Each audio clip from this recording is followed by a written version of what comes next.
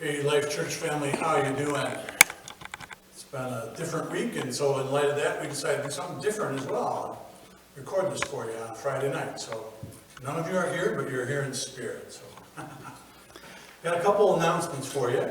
First off, we still need you to consider giving in terms of the offering. We still have bills coming in, so we need you to either give online, if you can, at lifechurches.life/Morris, and check the online giving link, or you can mail it if you want to, old-fashioned way. The P.O. Box is 679. So still do consider that, even though we don't meet, the bills continue, so we appreciate that. Secondly, there's a daily prayer thing going on here online using the Zoom app at 9 o'clock daily. So go to our Facebook group and you can hang in there. It's posted by Katie, and with the link and the instructions are in there.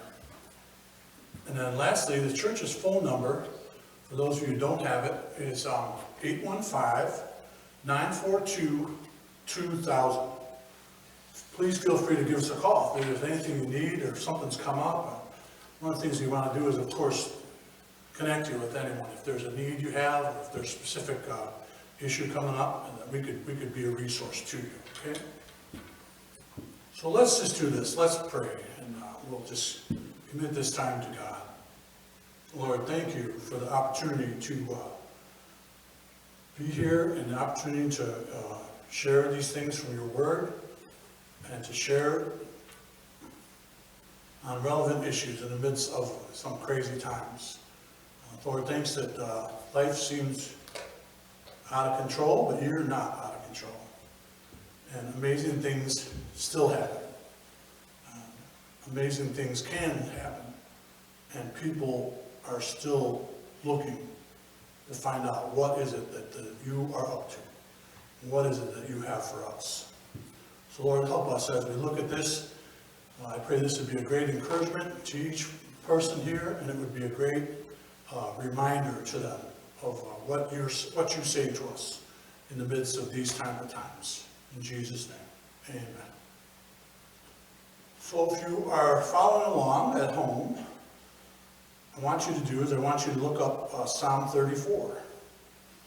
And I want you to identify a situation here that David went through. We want to talk about his response. And David, we all remember the story of Goliath and how he faced Goliath and how that issue was such a dynamic thing. He faced the giant, he gets victorious, a great start. But this is a time where he recorded a not so great time, when he was facing one of the kings who actually was related to Goliath, and he was from the Philistines as well, the same people. And so he knew all about David. He knew everything about what had happened there, and he was on the hunt for David. And so it's interesting that David at that time, what's recorded in 1 Samuel 21 is that he actually faked being crazy, and with the place where the elders would be, and they said, why do we need another crazy man in town?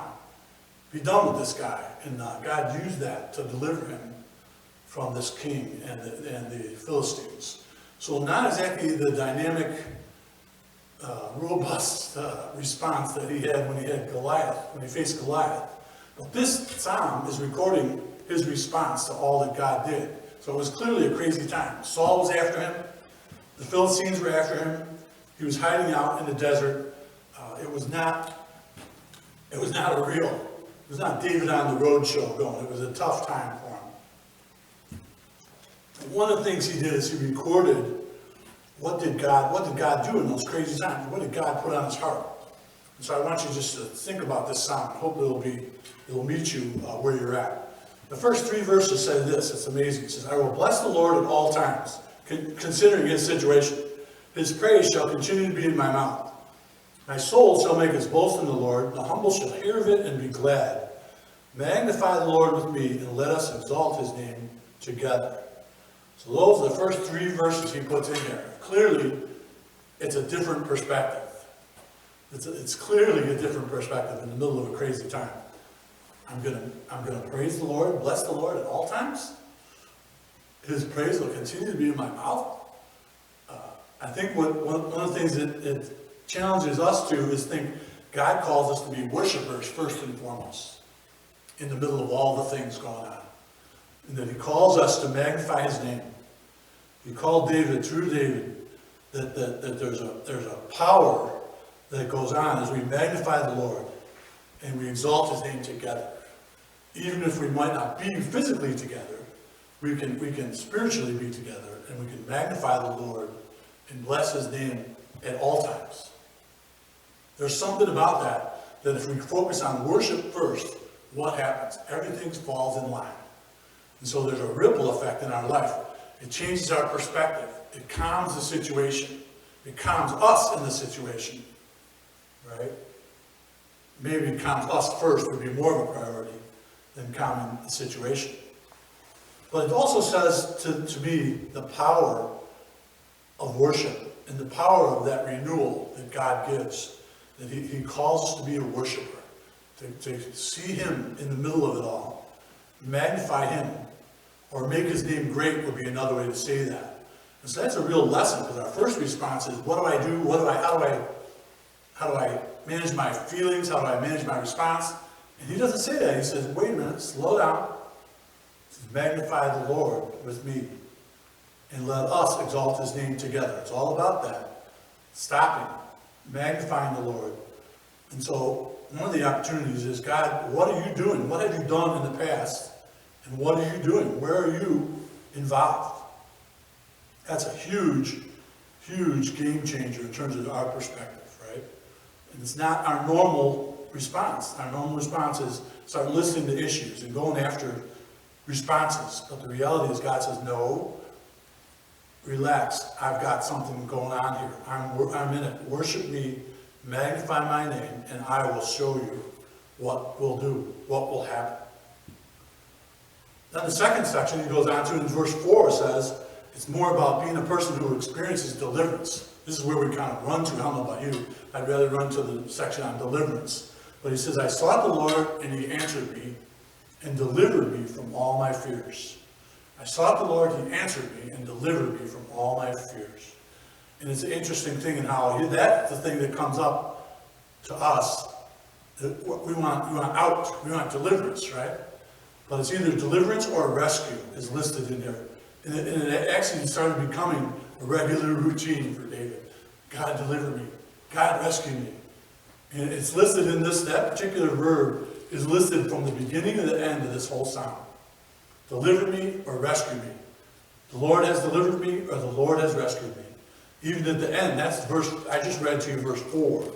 I sought the Lord and he answered me and delivered me.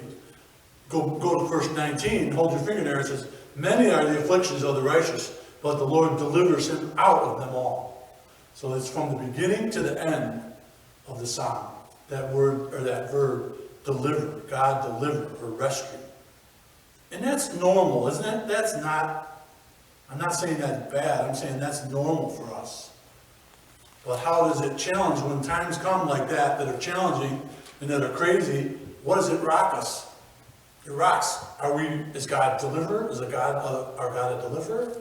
Is our God a rescuer? And the answer is yes, he is. The matter is, in this situation, will he be that? And that's of us to hang on to that, right? That he is a deliverer. He promises to deliver. And so what David did as a result of that is he had a track record. He had a track record of God delivering him. Verse 5 and 6 is they looked at him and were radiant. Their faces were not ashamed. This poor man cried. That's how he identified himself, interestingly enough. This poor man cried, and the Lord heard him and saved him out of his troubles. There it is again. He saved him out of his troubles. And so it's amazing that every time David goes into that situation, he cries, God, be a deliverer. God, be a rescuer. So not only does he start by worshiping, but then he also asks God to be who he has been. Be a deliverer. Be a rescuer. Show me yourself.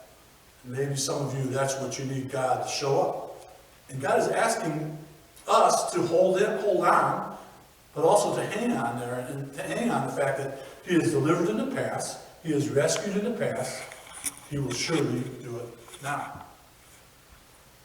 It's who he is, right? And then if that wasn't enough, as you learn that, that's amazing to learn that, to be a worshiper, to learn that he's a God who's a deliverer. But look also, go to verse 8. One of the other things that God challenges us during these times is, am I good? Am I good? Am I still good? In the back of our minds, we wrestle with that and we think, wow, this is just everything is too crazy. Everything is too shaken. But the reality is God is still good. Look at what it says in verse 8. Taste and see that the Lord is good. Now this is the same guy, right? Blessed is the man who trusts in him, or who takes refuge in him. Fear the Lord, you his saints, for those who have no want who fear him. The young lions lack and suffer hunger, but those who seek the Lord shall not lack any good thing. So what is he saying? He's saying taste and see. What does that seem like? It's not a tease. At first might seem to be a tease. It's not a tease. It's an invitation from God to say, taste and see if I am good. Try me. See if I am good. You talk about my goodness. You might even sing about my goodness. How does that show itself? The crazy stuff that comes, what it does, it rattles us, and it brings our concept of God's goodness to the surface. How can it be? Is it really still there? It is still there, right? It is still there. And he says, taste and see. That's his testimony. Taste and see. I've been in some crazy times as a young man, as David, and I've seen the Lord be good. I've seen the Lord be good. Taste and see. Now the amazing thing about that is, why is it that people don't experience that? Why is it that people say that just doesn't seem right?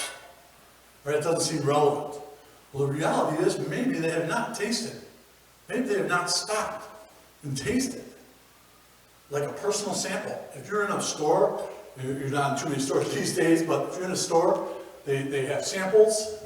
We love the samples, right? And they come to us and they say, taste and see. Why? Try it and see. Because they know if we try it, will be pretty easy sale. It's a pretty easy sale, right? Taste and see. It's a personal sample, isn't it? What if through David, God is asking us to do the same thing? Taste and see that I am good. Try it and see. And he wants to show his person and his nature to us as we taste and see, right? As we taste and see. Taste and see that the Lord is good. And the other thing he says after that, he not only shows about being a worshiper, it's all in the same psalm. He shows about being someone who seeks the Lord and is delivered. He invites us and encourages us to be someone who trusts him, that we can experience his goodness. But what does he also do? He also, go down, I'm going to skip a section, but go down to 15. It says, the eyes of the Lord are on the righteous, and his ears are open to their cry. The face of the Lord is against those who do evil, to cut off the remembrance of them from the earth. Well, the thing about this now is what's going on here. The thing that's going on here is he's saying, I want to remind you how personal I am. See that? I want to remind you how personal I am. The eyes of the Lord are on the righteous. After all, he says those things earlier. Taste and see. Come to me and I will do this, right? But he also says the eyes of the Lord are on the righteous. His ears are open to their cry. The face of the Lord is against those who do evil. So every one is about God's personal involvement. He is not asleep. He's not taking some time off, right? He invites us to come. Not only taste and see is an invitation, but this is also an invitation to us to come. The eyes of the Lord are upon you. His ears are upon you. His face is upon you. He has not left you. He is for you, right? The righteous cry and the Lord hears. That's verse 17. And then what's the second portion? And delivers them out of their troubles. There's that deliverance again, right? So it's not the exemption of the times. It's maybe an opportunity for God to show us his personal touch. I like to call it his nearness. He wants to show us his nearness in these times. That my face is toward you, my eyes are toward you, my ears are open to your cry. So all of these things stay and state, I'm personally involved. I'm not asleep, I'm personally involved. Some of the challenges you might have, you might feel, well, he's showing up in other people's situations, but man, some of us are talking about getting laid off, some of these other issues are happening. These things are not what I had in mind. Yes, but you're looking at it from this side. Look at it from his side. Bring it to him and say, God, okay, here's the deal. These are shaky times. Are you shaking? Are you shaking? He's not. He's not a shaky God. He's a personal, reminding God. The eyes of the Lord are upon the righteous. The righteous, that's us, cry out, and the Lord hears. And, verse 17b, and delivers them. There it is again. All again in one sound. You keep saying, cry out, try me in this, I will deliver you. And so the matter for us is to hang in there and keep calling. And keep stating to the fact, hey God, you are a good God. We want to know what you got for us. What else do you have? The last thing he wants us to know is he wants us to know his goodness. His good nearness, his nearness is available to us. His nearness is available to us. Now, where do I get that from? Verse 18. The Lord is near to those who have a broken heart and saves those who have a crushed spirit. Wow, think about that. The Lord is near to those who have a broken heart and saves those, or it says in another version, the Lord is near to the brokenhearted and comes near to those with a crushed spirit. Those who have a crushed spirit. That's the kind of God that we are looking for, right?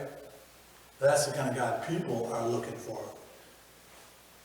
He comes near when someone is brokenhearted. He's near to those who are crushed in spirit. Now for us, I don't know about you, it's uncomfortable.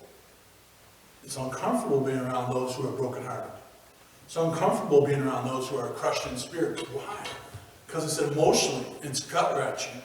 And guess what? Maybe God is using this time for all of us to be exposed to that.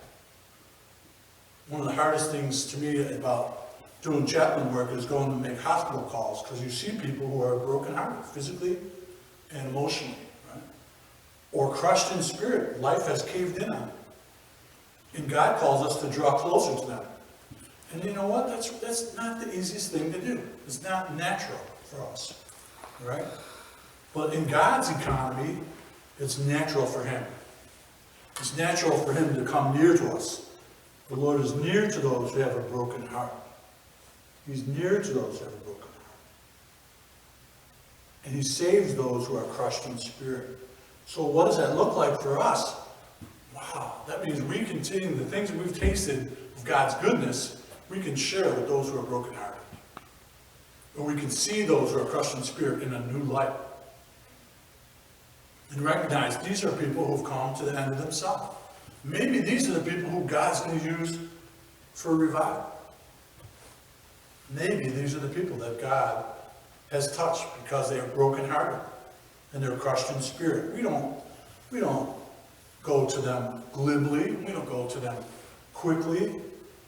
We need to just walk alongside them and say, hey, like David, we recognize you've been through a breaking experience. You've been through a period we've been crushed in spirit. We have experienced a little bit of that. How can we come alongside you? Because God has been near to us in the past. He will be near to you. Those are things we've experienced about God's answer, about being a good God, about being a God who delivers, about being a God who's worthy of worship. All those things we can share with people who have been brokenhearted. It's not to put it on us. to make us feel difficult or feel like we've dropped the ball. Expressed through the body. His nearness is expressed through the body.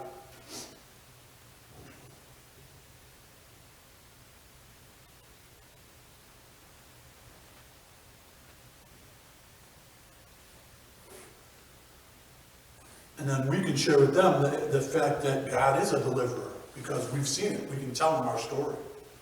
Maybe one of the most powerful things we have is we can share our history with God, with these folks. That God has delivered us. God has been good to us, repeatedly, right? And so you and I, it's a matter of looking and say, God, help us to be alert to the fact that who are those who are brokenhearted during these times? Who are those who are crushed in spirit during these times? Those might be the people who need revival the most. And maybe through that, God will show us the need in an incredible way. I have no doubt. And 19 sums it up again.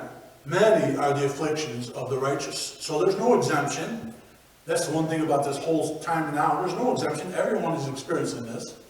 But it's incredible how it is always in there. Many are the afflictions of the righteous, verse 19. But the Lord delivers him out of them all. So we have that confidence, and we also have that we can extend with others. He has delivered us in the past. He will deliver us in the future, and he will deliver them as well. That's a freeing thing for people. That lifts their burdens. And that's exactly what God is asking us to do. So how about you? What has God done?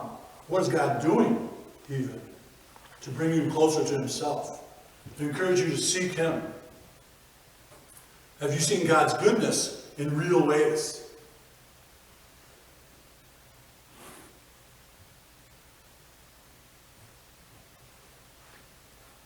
Have you seen people go through breaking times? If not, prepare yourself. You probably will, right? Or that they'll be crushed in spirit. And that God, how can we express your nearness to them in a simple way, in a tangible way? One of the things I just thought about I was exposed to is small businesses that have struggled and things have come up. And in my family, one of my family members' small business had 2 big orders that was going to carry them through the spring, and they both got canceled. One because of the earthquake in Nashville, and one because of this virus. So this is monies and cash flow that was coming in, and it's gone. So God put it on our heart to just step in and help with some cash for cash flow. What if God would allow us just to each adopt a small business? Just imagine what that would be. How could we communicate to them? We're for you, and we understand how crazy this must be, and how challenging it must be, and just hear them out. That someone would even mention that their struggle would be amazing to them. Well, what it is, honestly, is God also just bringing us through time where we just have to continue to trust him, right? There's no magic formula. You just have to trust him and say, God, these are your times. You promised us, just like David, you will bring us out. But in the meantime, what would you have us do? And as I was thinking about this song that I've heard a while back, and the chorus. It's an old song, so it dates me, but it's an old song by Andre Crouch that he used to sing when he would travel with Billy Graham. And I'm just going to read a couple of the words for you to think through. It says, through it all, I've learned to trust in Jesus. The chorus is the chorus. Through it all, I've learned to trust in God. Through it all, I've learned to depend upon his word. And it's just amazing how it's always repeated. Through it all, I've learned to trust in Jesus. Through it all, I've learned to trust in God. And maybe some of that is God is just saying, I want to give you an advanced course. That through it all, I'm going to help you trust me. Through it all, I'm going to help you depend on my promises. And through it all, you can share with others, what has God done? How has God shown you himself? So you can come back like David. You can say a simple psalm like this. I sought the Lord, and he heard me. And not just he heard me, he delivered me all my fears. What a powerful thing that would be, that we could get together in the future and say, oh, let's share all the opportunities that God has delivered, that God has shown us that He's faithful through it all. And that would be our testimony as well this day.